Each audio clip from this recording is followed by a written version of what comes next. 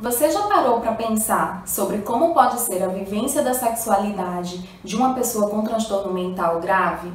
As pesquisas da minha dissertação de mestrado podem lhe ajudar a conhecer como a ciência compreende essa temática. Eu sou Jamile Figueiredo, doutoranda em Psicologia na Universidade Federal de Sergipe, e esse é o primeiro episódio do Sexus Virtual.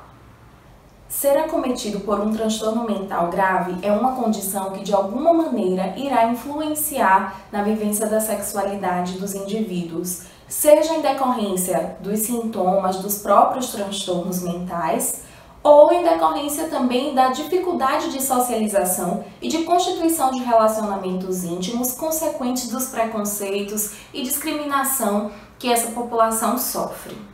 Estudos científicos apontam que a vivência da sexualidade é um direito que está diretamente ligado a melhores condições de saúde. No entanto, a assistência às pessoas com transtornos mentais graves é marcada historicamente por uma negação do direito à vivência da sexualidade, uma negligência com essa importante dimensão humana. A partir desse panorama é que a minha dissertação de mestrado foi desenvolvida. Ela está dividida em 4 estudos e essas pesquisas visavam a compreensão da sexualidade das pessoas com transtornos graves na perspectiva da literatura científica, de profissionais de saúde mental, bem como de usuários de centros de atenção psicossocial, os CAPs. Além disso, um dos estudos foi a construção de uma escala psicométrica que mensurava crenças acerca da sexualidade dessa população.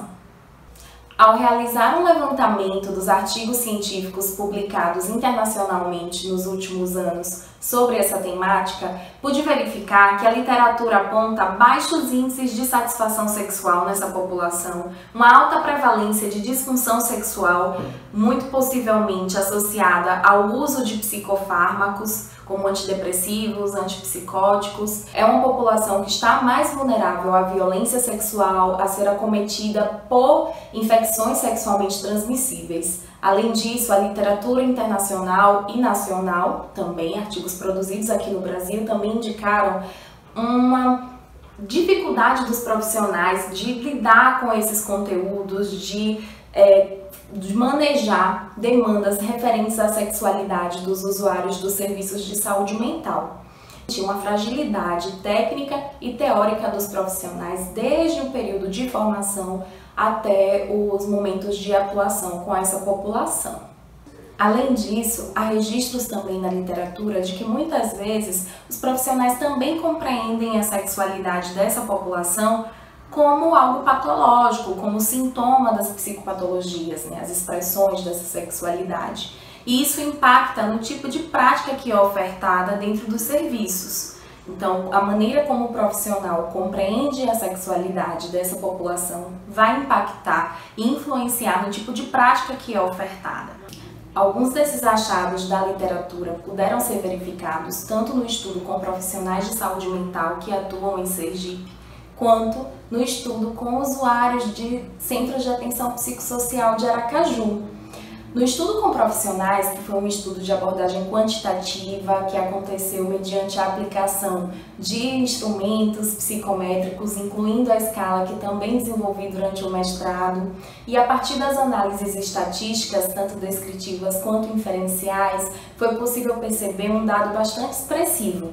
Os profissionais que atuam no campo da saúde mental há mais tempo, eles apresentavam crenças mais negativas referentes à vivência da sexualidade das pessoas com transtornos graves. Acredita-se que esses profissionais tragam resquícios do modelo hospitalocêntrico vigente antes da reforma psiquiátrica e da implementação do modelo psicossocial que é atual.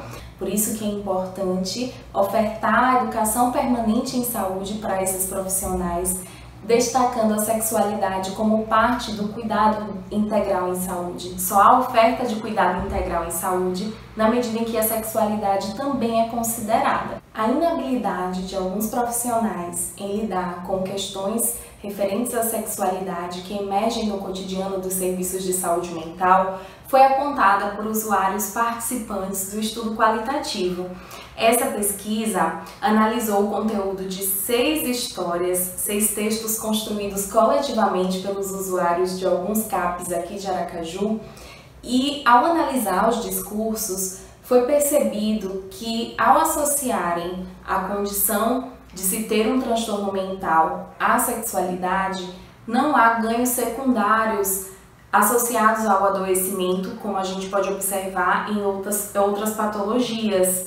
As narrativas dos usuários evidenciaram contextos de vulnerabilidades sociais inerentes à condição psicopatológica deles, que os expuseram a situações de violência sexual, de exploração, e essa população apresentou um grande desejo de construir relacionamentos afetivos, amorosos, duradouros, inclusive colocaram a figura do parceiro ou da parceira como um possível cuidador, como alguém que pudesse acompanhar nas consultas e até ajudar na adesão aos tratamentos, evidenciando benefícios de se obter a intimidade, o afeto, de vivenciar relações amorosas, né, a relevância disso no cuidado com a saúde.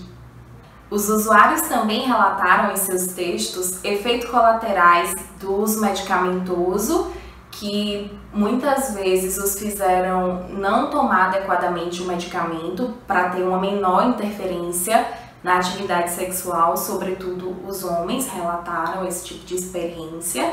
E, ao mesmo tempo, relataram dificuldade de abordar esse assunto nas consultas médicas, se sentindo tímidos, inibidos, ou informaram que aspectos da sexualidade não eram questionados durante as consultas. Outro aspecto evidenciado na pesquisa é que a masturbação muitas vezes é uma estratégia devido à falta de possibilidades de exercer a sexualidade, de ter a prática sexual, devido à baixa socialização. O que é necessário é atuar junto a essas pessoas que, devido a algumas condições psicopatológicas, podem perder um pouco da noção do julgamento social, da noção de lugar privativo e se masturbar em público, e aí cabe à equipe fazer esse tipo de orientação e de ajuste ao invés de reprimir essa prática sexual. E aí, diferente do que muitas pessoas pensam, a tal sexualidade aflorada pode não ser tão aflorada assim, somente pelo fato de se ter um transtorno mental. E aí, você imaginava que existiam tantas especificidades e desafios na vivência sexual relacionados aos transtornos mentais?